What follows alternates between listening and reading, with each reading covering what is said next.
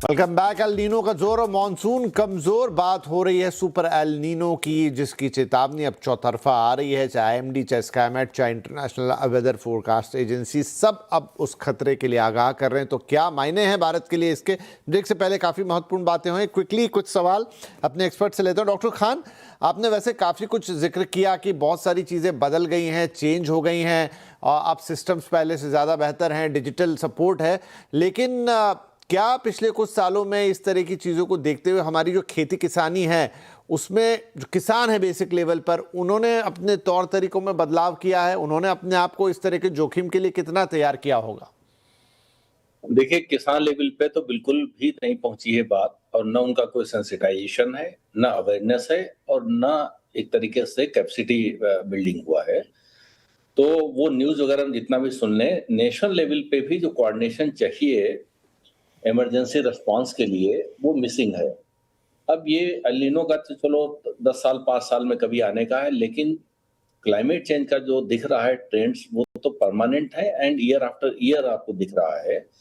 तो क्लाइमेट के जो एक्सट्रीम्स हैं उस सिचुएशन से डील करने के लिए जो तैयारी की जरूरत है वो नहीं है। इंस्टीट्यूशनल कोऑर्डिनेशन भी नहीं है, सेंट्रल स्टेट गवर्नमेंट का भी नहीं है, गवर्नमेंट एंड कारपोरेट्स का भी नहीं है, तीनों मिला के फार्मर्स के साथ नहीं है। जो रिसर्च और फंडिंग रिक्वायरमेंट है वो कॉप 28, 29, 30 सब कमिटमेंट्स होते हैं, वो ग्राउंड पे नहीं उतर रहे हैं। न टेक्नोलॉजी का उतना डेवलपमेंट हो पाया है।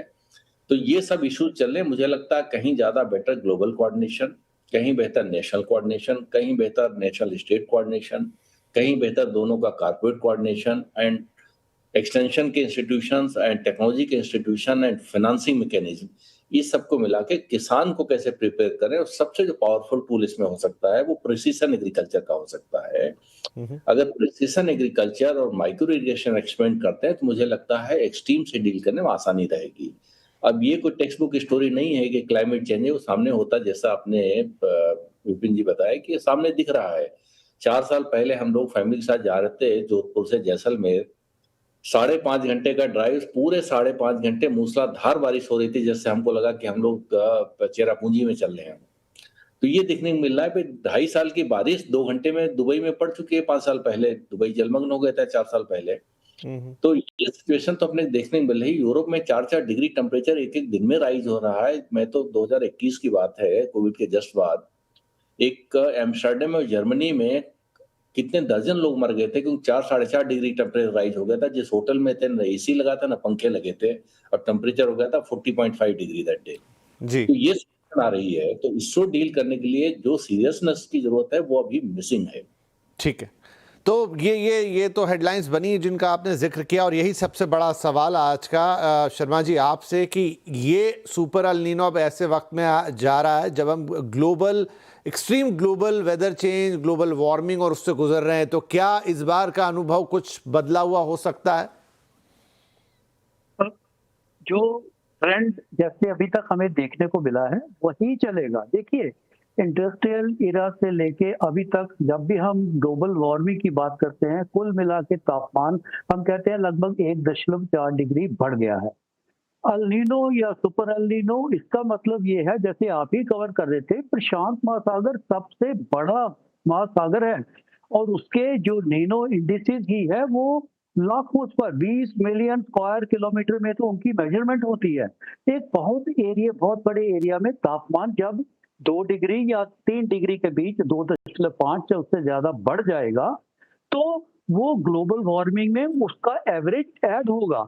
और ऐसा नहीं है जैसे लैंड पे तो दिन में तापमान बढ़ जाता है, रात को तो कम हो जाते हैं, 10-10 डिग्री 12-12 डिग्री तक नीचे आ जाती है। समुद्र में ऐसा नहीं होता है, उसमें दिन और रात का तापमान लगभग लगभग बराबर रहता है। और पानी का तापमान एक बार जब बढ़ जाता है वो कम नहीं होता है। Water has got a long memory, retention होता है, उसको उसको ठंडा होने में तो बहुत समय लगेगा। इसीलिए हम हमेशा ये सोचा जाता है कि जैसे 2023 एल नीनो ईयर था, तो 2024 आज तक का सबसे गर्म साल रहा है।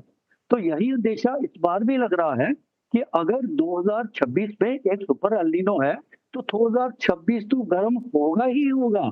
हो सकता है 2024 से ज्यादा ही हो। उसका खतरा अगले साल 2027 तक भी मंडरा रहा है, इसलिए कि एल नीनो पीक पे पहुंचेगा लगभग लगभग अक्टूबर नवंबर में। और उस स्पिल ओवर होगा उसका अगले साल जो 2027 का पहला क्वार्टर है उसके ऊपर तो कंडीशन जरूर बनी रहेंगी। तो ग्लोबल वार्मिंग में एल नीनो का एक बहुत बड़ा योगदान होता है, जिसका खतरा इस बार बराबर बना हुआ है। इसके चलते तापमान बढ़ने की और ग्लोबल वार्मिंग बढ़ने की संभावना रहेगी।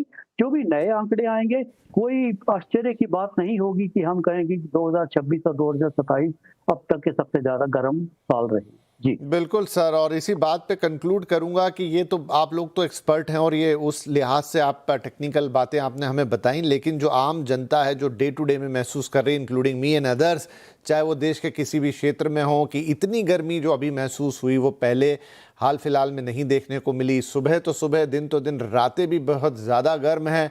पहले 1-2 घंटे 3 घंटे एसी चलाने के बाद बंद कर देते थे तो पूरी रात निकल जाती थी, लेकिन अब पूरी पूरी रात एसी चल रहे हैं और देश के अधिकांश हिस्सों की स्थिति ये बनी हुई है। अब जो शर्मा जी बता रहे हैं, तो क्या इस बार लंबी गर्मियां होगी? लग रहा है अक्टूबर तक जाएंगी, लग रहा है और ज़्यादा गर्म होगी, और साथ ही सिर्फ ये साल नहीं, अगले साल भी उसका इम्पैक्ट देखने को मिलेगा। और दूसरी तरफ जो मॉनसून पर इम्पैक्ट आएगा, जो उसका बाकी का इम्पैक्ट आएगा, तैयारियां हैं या क्राइसिस मैनेजमेंट हैं, लेकिन अभी भी शायद बहुत कुछ करना बाकी है। तो उसका एक जो पूरा ट्रिगरिंग इफेक्ट है, चाहे फसलें, फिर खाना पीना, महंगाई, एफएमसीजी, जो पूरी कहानी हमने आपको बताई, वो इम्पैक्ट भी आ सकता है। तो कुल मिला के जैसा वो कह रहे हैं कि प्रशांत महासागर का पानी एक बार गर्म हुआ 2 से 3 डिग्री ज़्यादा, तो उसका ठंडा होना इतनी जल्दी होने वाली प्रक्रिया नहीं है। तो इस सब के लिए डराने वाली बात नहीं, लेकिन तैयार रहना चाहिए मानसिक रूप से भी, और एक आपकी जो बाकी संसाधन के रूप से भी, उस हिसाब से हम तैयार रहेंगे, पूरा देश भी तैयार रहेगा।